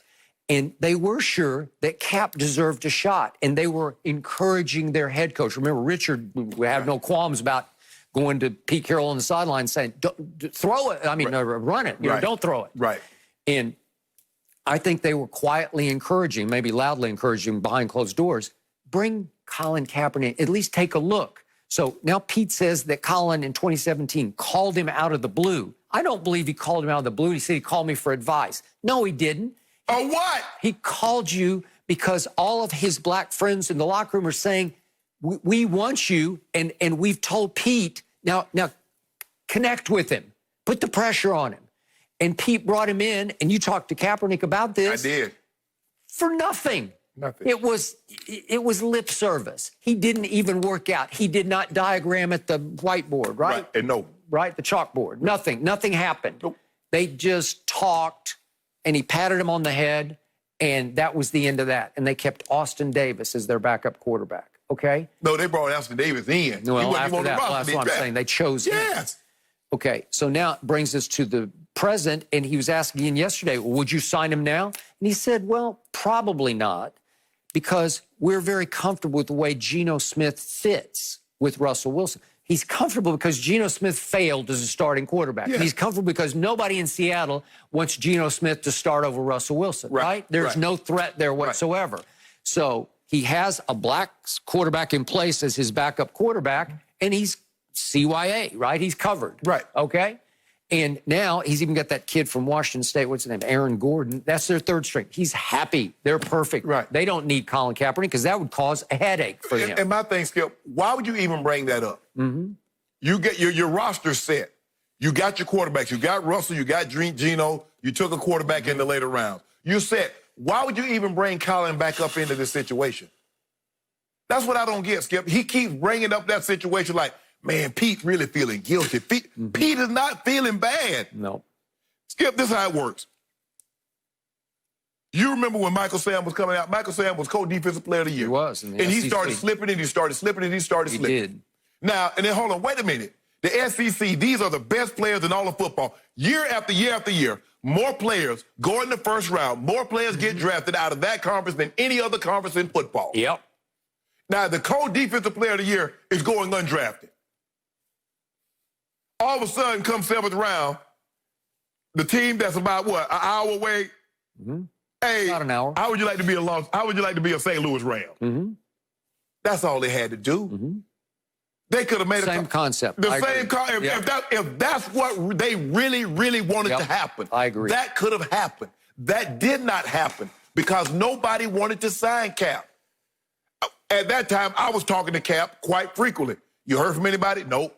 Not a call. Nope. I went to Seattle. I say, okay, did you throw? Did you do anything? Nope. Didn't talk anything football. So this notion about all of a sudden Pete is like, oh, man, this thing is eating Pete up. No. And then to put the idea out there, to sort of launch the idea that there's some mystery team now interested in signing Colin Kaepernick, I'm not buying that for 1 second. But it helps the league if it gets floated, that people start hearing, oh, somebody does want Cap. Who? This is another Bigfoot sighting. Yep. Hey, this is all this is, Skip. This is a Bigfoot sighting. Yep. Man, somebody said they saw him up there too, man. Stop. Stop it. So, in the end, we still haven't heard from Colin Kaepernick, and this is when I would really like to hear from Colin. I wish he would speak out about what really went down in 2017 with Pete Carroll. Yeah. What is really going down right now? Has Colin or anybody in his camp heard from a team? He need to put a big old, on his social media page, a big old blue cap, which means lies. Yep. That's what that is, Skip. I mean, Pete, just let it go, Pete. Just let it go. You had your opportunity. You didn't do it. So just let it go, bro. It's okay. It's okay. No mercy. Patrick Mahomes participated in a video message sent to the link that helped encourage a swift response from the commissioner about its stance on social justice. Mahomes is promoting a voter registration program in Kansas City, and he also said that athletes should not have to, quote, stick to sports, but instead try to affect the world in the most positive way possible. Shannon, your reaction to this? I love it. That's a leader. That's my quarter. That's one of my quarterbacks right there. That's one of my quarterbacks. Got several. You do have several. Skip, this notion, sports and politics have always been intermingled. Skip, when did people think athletes just started getting involved in sports? You can go back to Jack Johnson and Jesse Owens and Jackie Robinson, Muhammad Ali.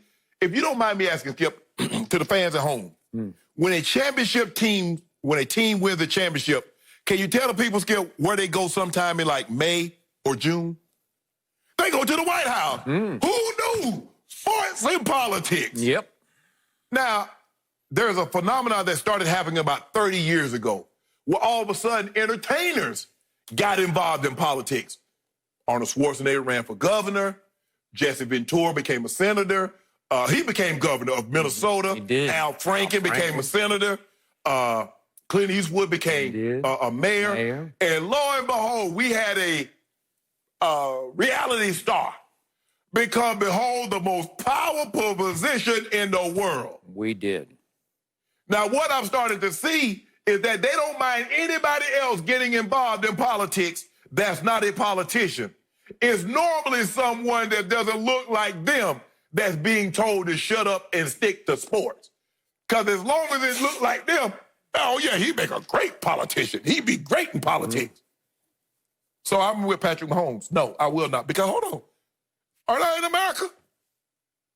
I mean, what? I don't get to have an opinion? I'm in America, too, so I should get to have an opinion. To voice my opinion. It might differ from yours, but it's my opinion, and I don't feel I should. I'm very influential. I can get you to come to the game to watch me play. I can pitch products. Yep. So if I see something wrong, shouldn't I try to influence positive change? Yep. Absolutely. He's one of the few. And I think, Skip, what we're going to see moving forward, we're going to see more athletes use their platform in a positive to enact change because they see things that are going on that are not right. And it's like, I just can't sit here and say, and turn a blind eye and says, well, I'm okay. I got $100 million. It's not me. Guys are not only, guys are more morally and socially conscious now. They don't care. They're unaffected. They're unimpacted. This hits home to them. And they say, nope, we will not just stick to sports. Because you hear that a lot, Skip, stick to sports. You hear LeBron James get told, shut up and dribble. And then Drew Brees says, well, he's entitled to his opinion. one guy is, and the other guy is, one guy should have an opinion, the other guy should stick to sports. You know what I'm talking about. Mm-hmm. So I've told you before, I had the privilege back in the 1970s when I worked right here in Los Angeles for the Los Angeles Times of being sent to Grambling, Louisiana to spend a week with a kid named Doug Williams, who I thought might be the first pick in the draft. I think he was the 17th overall to Tampa Bay. Right. Called a general manager whose name I will not speak, just I call several, but one who was very well known at that point and very successful told me he did not have, Doug Williams, the mental capacity to be able to play in our league. It's not the kid I'm around all week. I think he operated at a very high level, very bright young man with a huge arm. Cannon. And a huge physique and a natural-born leader of men, black, white, you name it, he could lead.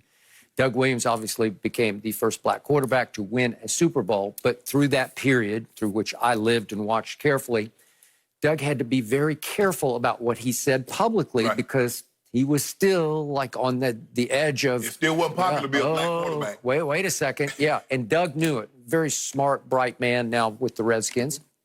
And I always wanted Doug to say more because I'd spent enough time with him to know he could say, he was highly capable of saying a whole lot more. Right. But he had to pick and choose his spots.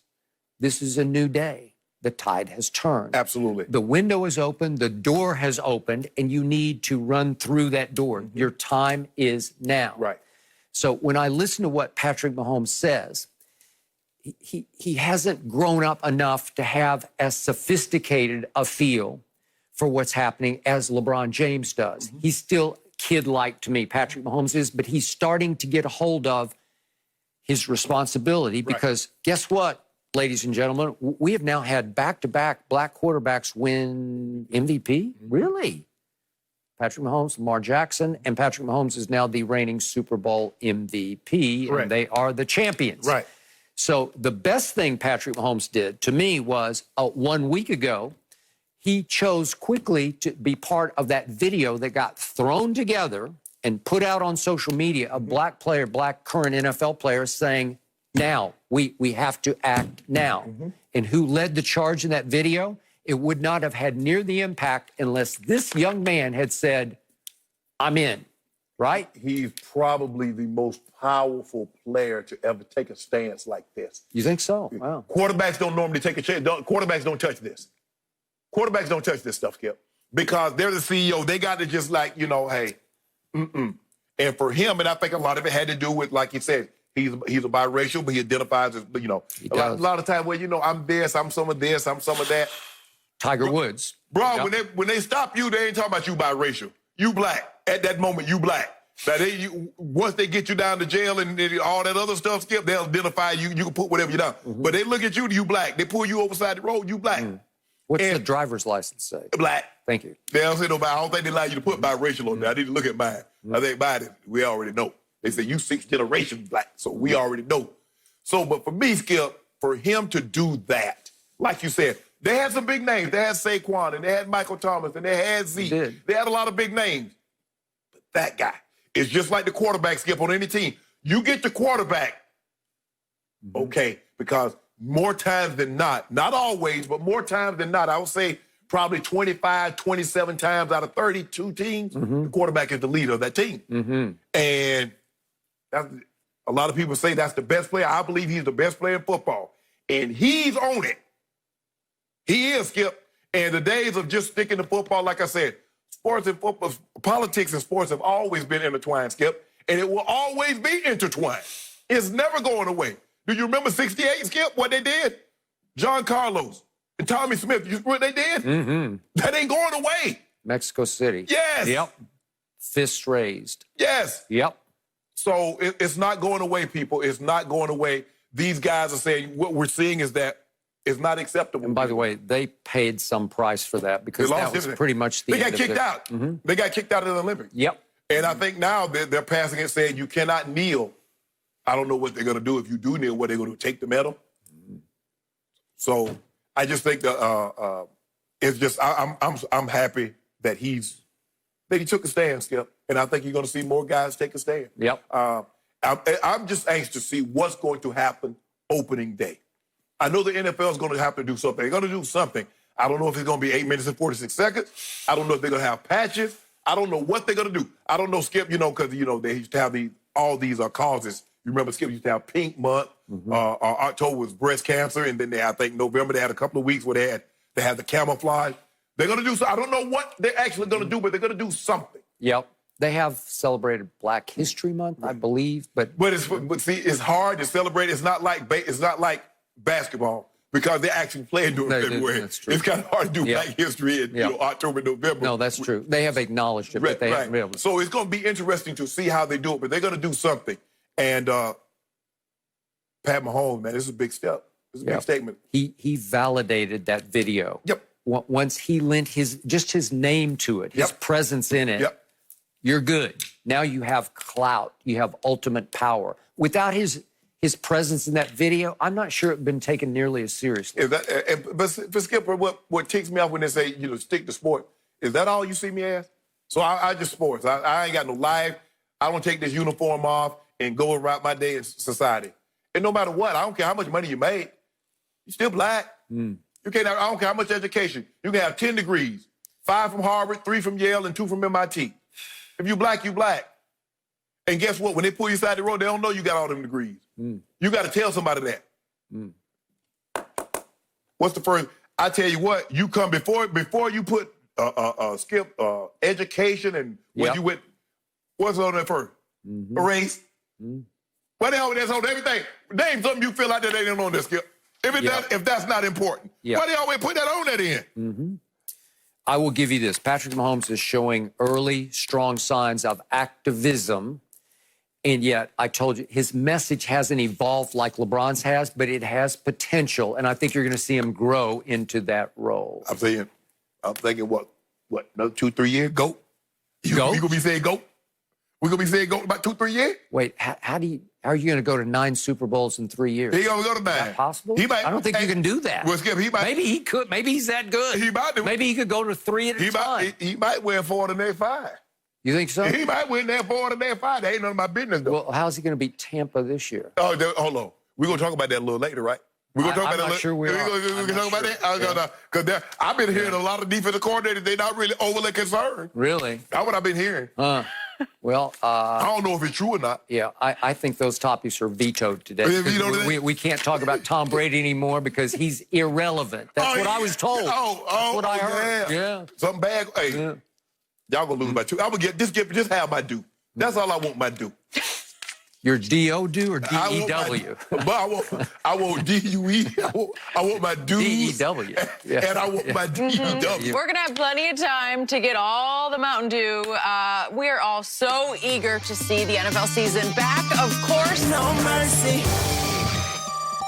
As the NFL season looms closer, Ravens head coach John Harbaugh said that the guidelines from the league are impossible to follow, but they would try their best. Harbaugh said that as a coach, you don't want to hear that you're limiting your operations as far as preparing your team, and then you hear 10 other teams aren't paying attention to the rules, and then there's no consequence for that. That's what I don't want to see. I just think it needs to be fair, and it needs to be reasonable, and I think they'll find a way to do that. So, Shannon, your reaction to Harbaugh's comments? Skip, social distancing and football don't go together. Yep. They're oxymoronic, Skip. I mean, it's just as simple as that. Because you have this thing called a huddle. Do you understand, Skip? Now, all the teams are going to be required to train at their home facilities for training camp. Like the Cowboys used to go to They go to Oxnard, Napa, Thousand Oaks. So they would go up there and train. So Pittsburgh would go to the Latrobe. But they got to be there. Do you know how big a facility you would need to have 80 guys in a locker room and have them 6 foot apart? You would actually need a locker room the size of a football field. And then how? So what about showering, Skip? You normally have like 15 showers and guys are in there and they're like, a couple of feet apart. So what? You want guys to shower, 2 at a time, 3 at a time? Well, he said the memo says 1 at a time. Oh, hell. Okay. And how long is that going to take? You're going to be all day and all night. You miss a lot of meetings. Yeah. No, Skip, it's just hard. They're going to have to come to some kind of resolution, some kind of conclusion, Skip. It's just going to be hard to adhere to all of the guidelines. that the CDC and health officials have set forth in order for you to do this. Skip, I just don't know how it's humanly possible to do what they're going to ask them to do. So what about, what, I can't tackle a guy? Skip, what about the huddle? Do you know how close we are in the huddle? Yeah. I just don't, and I just don't get it. And you talk about when you got to wear a mask. How the hell am I going to talk to you, Skip, with a mask? You can talk through a mask. You can. Let me tell you what's going to happen, Skip. Yep. They're going to say, okay, we're going to do that. Well, y'all get in the meeting rooms, take the masks off. Yeah. Yeah, I got you. Because it's just, Skip, I just don't know how you, I get it, Skip, in a restaurant, you can sit tables apart from each other and things of that nature. Mm-hmm. But when you're dealing with 80 guys, and even during the season, you're going to have 53 guys. It's hard to put 53 guys and put guys 6 feet apart, Skip. Mm. I just don't know. They're going to have to come to some kind of resolution. And maybe by then, Skip, maybe it'll be down to 3 feet apart or maybe 2 feet apart. But I just don't, right now, I just don't see how they can make this work. Yep. So John Harbaugh said, I'm pretty sure the huddle is not going to be 6 feet spaced. I don't think so either. That'd be a big huddle. You got to run no huddle, Skip. Right? Hey, just get in the line of scrimmage. You could go no huddle, right? You could go hurry up the whole game. Just yell those plays out to the flanks, right? Yep. So it's clear to me John Harbaugh's nerves are frayed, but so are everybody's. We are all going through this. You and I and Jenny are going through it every day here in this antiseptic ghost town that is now our Fox studio. Well, there might be a team, Skip. Yeah, you know how they feel about rules. Yep. And they might, so they might come up with a solution, if there's a way around it. Mm. I'm just saying, I don't need to call the team that, but I'm just saying, they're working right now how to get around it. Interesting. So every day we get here and we have to get our temperature checked before we enter the building, and we get asked questions about, have you had this or that? Have you had any symptoms? No, sir, no, ma'am, no, ma'am, right? Yeah, and I know why I can't buy no Purell. Fox bought it all. They got it all. What the hell? You come in at the elevator, you get off the elevator, you go through a door, right before my dressing room, in the bathroom, off the elevator up here. I'm like, well, damn, that's why I can't get no Purell for my house. Y'all got it all. That is correct. And there are new signs on the floor, big circle signs on the floor that say, stay 6 feet apart, social distance, right? So we're all living with it. We're all getting out of our minds with it. We all want it to go away, and we all want our NFL to please come back. So I hate to hear reservations like these, concerns by a coach I have the highest regard for, John Harbaugh, because he's right about everything he said. He's saying, come on, man, these are humanly impossible rules. We can't do this. No, you can't. And then he voiced at the end of the interview his greatest fear. What if the other teams don't pay any attention to these rules? How are we going to police these? Because if you don't, it could give you a huge advantage. Absolutely. You could practice faster, easier. If you just give it up, like weight room. He said, are we supposed to go one at a time into the weight room? Wow, that's like showering. It's going to take all day and all night to get our lifts in. Right. Right? You got spotters, you got guys to spot, and guys working out together. Because the guys normally work out together. You pair up 2 or 3, and you get your workout in, Skip. So how are you going to do one at a time? That's what the rule said. That's the memo he got, one at a time in the weight room. Well, you know and I know, how long does it take you to lift? It's an hour usually, a good hour, solid hour. You can get a good lift in. Well, how many hours in the day? There are 53 football players. In camp, there's 80 football players. Yeah. How are they are you going to schedule them at 3 a.m., 4 a.m., and 5 a.m.? So basically, you get, okay, this is what you're going to do, guys. You got one guy showering, one guy working out. Obviously, it's not realistic. It's not. He also said, I think good people and smart people are involved in this, and he's talking about at the top of NFL management and also the Players Association, and they got to get their smart heads together to figure out a little looser system whereby you need to have some communication. As he said, football is all about communication. So you have to be able to communicate. And he said, yeah, we're going to try to distance, and we're all going to wear our mask as much as we can. But at some point, as we approach whatever that opening day is, early September, you got to give some of it up. Because there's going to be inherent risk. We talked yesterday about some concerns of 40 or 50 NBA players. It's risky. And but here's the thing, Skip, with the NBA players, they're like, okay, we're going to be in this bubble. Players are going to be allowed to go and come. They're going to go home. They're going to go out in the community. I mean, how often are these guys going to get tested? And if one guy tests, what, you just remove him and test everybody, Skip? I mean, it's tough. I mean, this is not like a normal situation. Skip, we get restaurants, you got a table here and you got a table over there, and okay, you 55% capacity. You can't do that with a football team. Okay, we're going to have 25 guys that come to practice and meet in the morning, and then 25 guys come in the afternoon and meet and practice in the afternoon. Skip, you can't do that with an NFL team. Well, I hope they can get it right because we desperately need them to come back. Yes, and right? I'm like John Harbaugh. I worry about, because we've known some teams to like do things, you know, that run contrary to the rules. You're talking about a team in your former division? Nope. The AFC West? Nah, I'm talking about a team that might be a little further north. A little further north. They're in the AFC, though. Really? Yeah. They've been over gone. the other side, over there. Another up there. side of the country. Yeah, the one that lost the GOAT, that team? No, they still got to go. They got the goat. Huh? Man. They got the scoundrel, right? That's what he is. Man, I can't believe the NFL talking about taking or shower one at a time. Yeah. Hey, wait, Skip. Hey, when I get on the practice field, I'm trying to get in there and get up out of there. Well, you better believe it. Well, maybe you're going to have to go home to take a shower. You might be right, Skip. You know? There's no appropriate way for me to wrap that up. I ain't getting Talking my about showers. Yeah. Guys, they're going to figure it out. Don't worry. I know you guys are being very careful over there. They're going to find a way to get it done. I have no doubt, because I need to see people back. No mercy. Chris Sims ranked the top 40 quarterbacks going into the 2020 season and had Jarrett Stidham at 35, while Tua Tagovailoa did not even crack the top 40.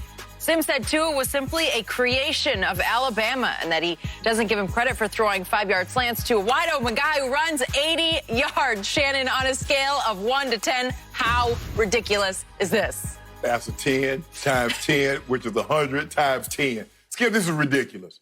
We know Tua, hold on. Before Tua got there, how many times did they throw the ball a game? The system that you see at Alabama, Tua created. They will run the football, play defense. Now, all of a sudden, they throw the football, and they don't play defense nearly as well. Skip, come on, Skip. We got to stop this now. Tua is as good a prospect coming out. His ability to throw the ball, his anticipatory skills, his accuracy is second to none. Great touch, great leadership. And to say, oh, it's because of, no. They've had great athletes before, but they didn't throw the ball like this with Julio. They didn't throw the ball like this with Amari Cooper, with a Calvin Ridley. They've had top-flight receivers. Tua created the system. They implemented a system that says we got a guy that instead of running the ball 35, 40 times a game, we need to throw it 25, 35 times a game. And that's what he allowed them to do.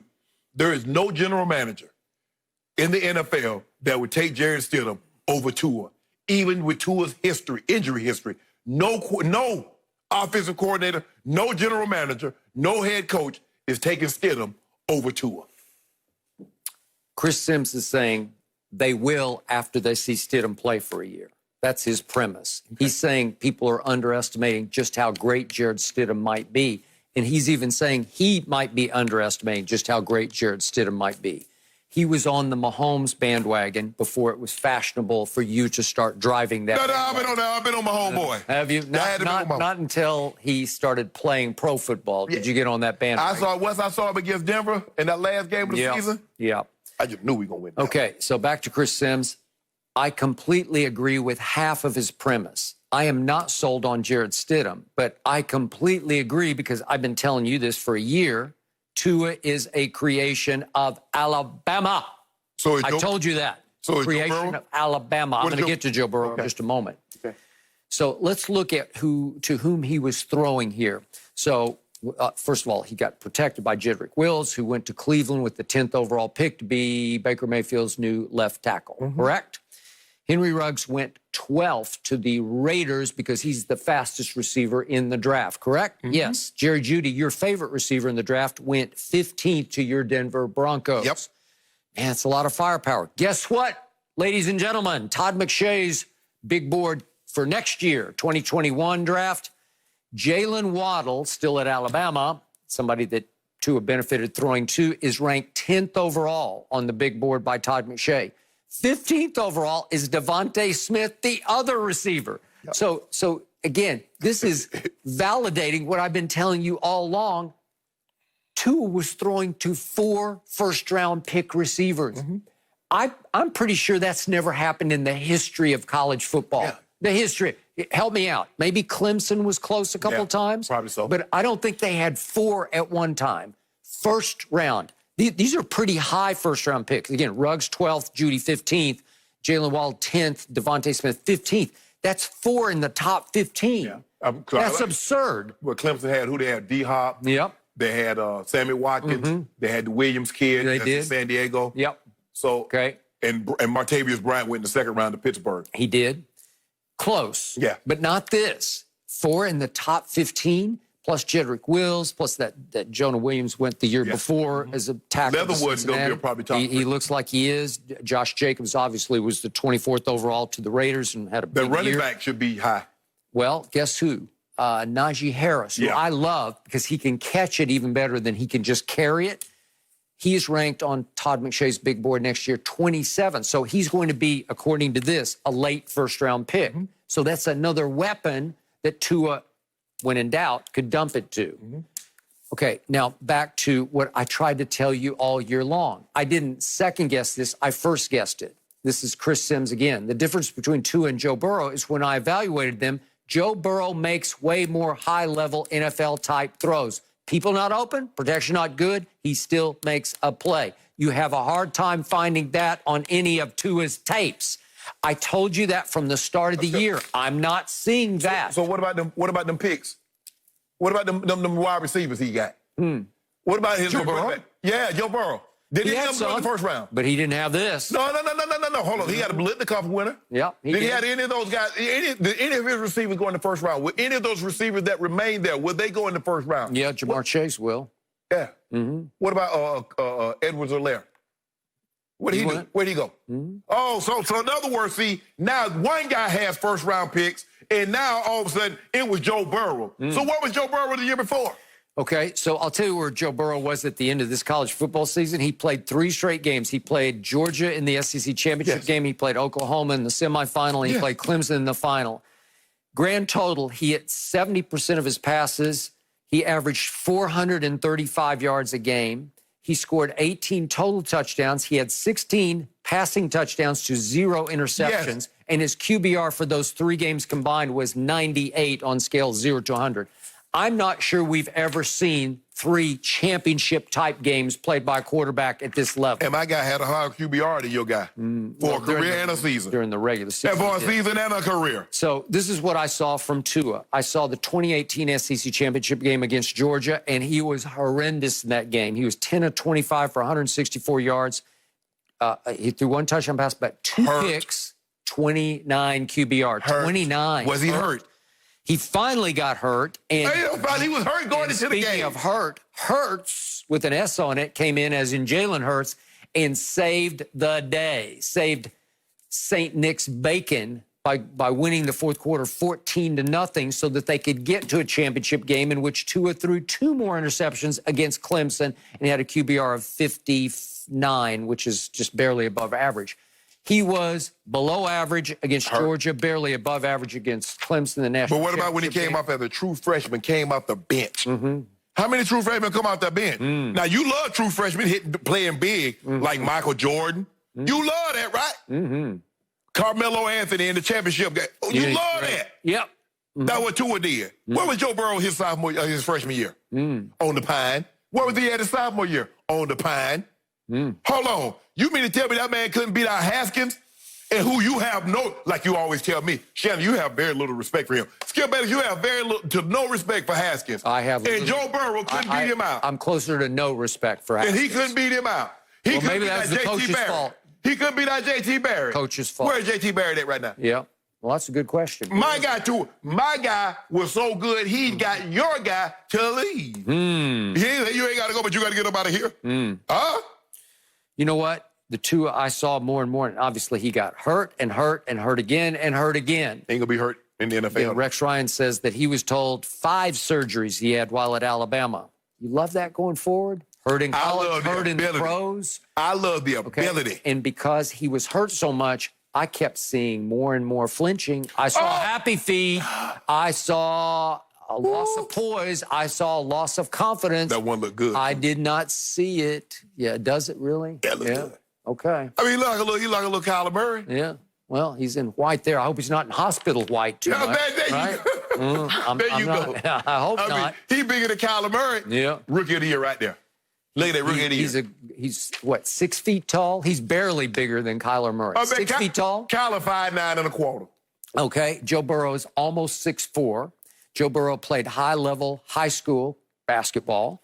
And Joe Burrow can hurt you with his legs underestimated. He would take off and run and slide, and I was shocked at his mobility. You remember what Tua did to LSU down there in Baton Rouge? Yep. Took off 30 yards. They couldn't catch it. Yep. I remember what Tua did against LSU at home this year. He went 21 of 40. Help me out. That's barely over 50%. That's not good enough. 400 and 4 tubs. But Skip, if your defense gives up 48, I mean, what you going to do about that, Well, Skip? he got outgunned by a guy who makes big-time NFL quality. But you throws. make it seem like Tua played like a bum. I didn't say he played like a bum, but that's a lot of incompletes. He was off target that game. I did not see deadly, consistent accuracy from Tua. One guy over his career versus Joe Burrow's career, Skip. Come on, man. The numbers don't lie. On the flip side, speaking of the SEC, I watched Jarrett Stidham a lot. He was really good his first year at Auburn, and then he was really not good this past year at Auburn, the last one he played at Auburn 2 seasons ago. And then Baylor they make it seem like Baylor don't have receivers. Baylor known for receivers, Skip. Okay. Those guys come out of there. So what'd he do? When he was at Baylor, Yeah. he had his moments. Yeah. That was true freshman. Yeah. That was pretty good. My guy moments ended up in championship. Okay, but what I'm saying is, I'm with you on Stidham. That last year at Auburn, he lost it all. He lost his poise. He lost his confidence. He lost his ability to concentrate. He lost his way. Would you take Jarrett Stidham over Tua? Not right now, but I never liked Jarrett Stidham. And I don't understand all this sort of rising tide of Jarrett Stidham's going to be the next Tom Brady. That's what Belichick's trying to tell you right now. I found Tom Brady. Chris Phillips trying to tell you that too. Yeah, I don't get that. I mean, I hear people talking about, they're better off without Tom. Really? Oh, okay. I mean, I don't think it was. I've been trying to say that too, though. But I just told you what was going to happen. Skip. But that was from my friend Christian Fourier, who said they're better off without Tom because Tom had just said, I'm not going to do it the way you want to now do it. They were parting ways philosophically, and I still think Belichick wanted to go away in system approach from what Tom Brady does. It's the Patriot way, not Tom's way. It's been Tom's way for 20 years. No, it's been Belichick's way. Okay, well, now it is. It's been that way. Yeah. Well, is this Tommy Stidham that you have? Is that what we're looking at? No. Is he? No. Okay. And so I agree. I can't see how Stidham is going to be better than Tua, but I don't think Tua is going to be nearly as good as Joe Burrow. Not even in the same ballpark. He in Cincinnati. Huh? Yep. He in Cincinnati. You know what? They're going to be interesting. Watch. Well, you don't even want Tua to start because you're afraid he's too fragile. We start by probably like the 5th, 6th game of the season. 5th or 6th game. How about the first game? Put your due where your mouth is. And then, we're going to light it up. Yeah. Fireworks. Really? That's what I saw from Ryan Fitzpatrick last year at New England. He had fireworks all over Belichick's defense. 5th game, 6th game of the season, we're in the starting lineup. Really? And won't look back for the next 10 years. Well, Joe Burrow's going to be in the starting lineup game 1. What's the problem? And go get the #1 draft pick again next year. On the Joe Burrow's watch. You're on the wrong bandwagon. No. Can we acknowledge the Shannon Miami colors going on right now? Did you plan this look at that. accordingly? And then Dolphin Green on Tua. You feeling good? Tua Senior Bowl, one of our autographed jerseys, me and Skip. You're always No. asking for things. Not me. Jeez, yeah, not to skip. All right. No mercy. Okay, Blazers all-star guard Damian Lillard was asked if Portland was able to move up from the 9th to the 8th seed and make the playoffs. Could they beat LeBron and the Lakers? Dame's answer was to the point. Of course, I think we could beat them. Shannon, you nervous? Nope. I'm sure. I mean, look, I understand Dame is spectacular. He can get hot. He can go for 60. And he was on a streak. You remember, Skip, they played him last time they played him. He dropped 48 in the tribute to Kobe and Staples. And plus they have CJ that can get hot. But we get him in 5. 5? Yeah, we let him on the game. Really? Because I don't want Dame to just have to play 8 games and then come back and get swept. So I want him to stay around a little while. So we get him up out of there. Because you know what GOAT do when he see Portland. Really? You know what he see to get. Now, I know you talking about getting one guy back, but you remember what happened to this guy about 2 years ago? No. Oh! Anybody back? 2 years. He just getting back. Really? Yeah, he just got over that. Well, you know what? Portland has now added Mario Hezonja, and I don't have the video, but Hezonja blocked a last-second LeBron shot 2 years ago at the Garden. He blocked his clutch last-second shot, didn't even get it off. Mario Hezonja is now coming off the bench for the Portland Trailblazers. I've told you all year they're the biggest on-paper threat. Dame is having a career year. He's averaging a career-high 29 and career-high 8 assists. He's unbelievable. So far, so good. CJ can be unbelievable. But they don't want to get that Bron 18. Really? Yeah, that Bron 18. There's this guy who knows LeBron pretty well named Carmelo Anthony. Do you remember him? He's averaging 15 and 6 for that team. Man, that'll work. Carmelo only won like 2 or 3 games against us. We get Carmelo that work. One of the toughest guys in the NBA is named Trevor Ariza. He's now a Trailblazer, averaging 11 and 5. You scared? Yeah, you're scared.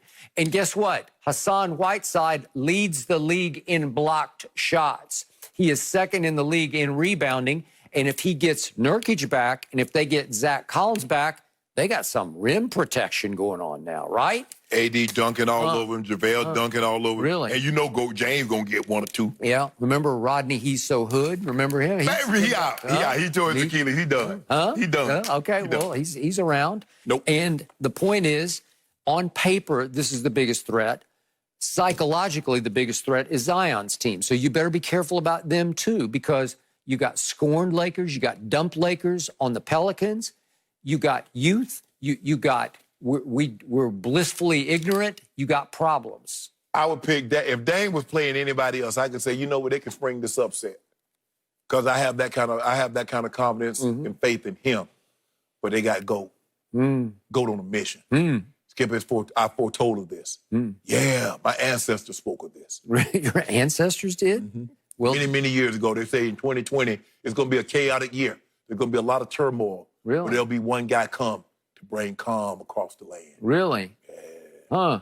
And who would that be? Go James! Oh, I thought you were talking about Damian Lillard. Dame? I thought you said it's foretold about Dame. No, there's nobody to go. You know, Dame has never had that one series. I know he beat Russell Westbrook, but he hasn't had that one big series where he just breaks through and becomes that guy. He had that series last year against, he's done it against James Harden. Remember he hit the game winner against, that buzzer beater against Harden to send them home? Yeah. He had that great series last year against OKC. Yeah, but then he did not distinguish himself against Golden State. Okay, that ain't no shame in losing to Golden State, Skip. Well, I'm just with KD. Okay, but go look at what he did. KD didn't play. Yeah, that's correct. But remember, he went 4 straight fourth quarters. Yeah. And well, they had to lead in all the games, and he didn't play. Skip. He didn't play well the second half. Yep. But man, you can't shortchange him. Man, that joke get hot, and man, he started shooting them logo threes, what he's known for, and he dropped 50 on you. Yep. So, well, yeah, that's 48 on LeBron last time. You don't think he could do it again in Orlando? He dropped 48 on LeBron. Well, it was LeBron's night to shine, right? What happened before the game? LeBron took the whole arena over. It was a tribute. I got it. Yeah. And then Dame said, well, watch what I do. Okay, well, we'll see. Yeah. It's called upstaging LeBron James. And guess what? We only have to lead to go to Disney World because we already there. Because, you know, after you win, you go to Disney World. Yeah, we ain't got to lead nowhere. We just go stick our head out the door. Hey, Mickey. Pluto. Hey, hi, guys. Yeah, that's what we do. Yep. Well, wait a second. Who's the reigning finals MVP right now? Orthopedic shoe. Oh, wait. Well, he's still around. I think they're going to be in Orlando, too. The team in the basement is going to be in Orlando. That's why the essential workers can't find no shoes. Kawhi got them all, them old orthopedic. Okay. Them old essential shoes he got on, Jenny. I think That's not true. Come on, Shannon. You got essential workers out there barefooted because you got all the orthopedic. Fire this week. That is it for Undisputed. Thank you for watching us. We're back Monday, same time, 9:30 a.m. Eastern. Have a good weekend, guys.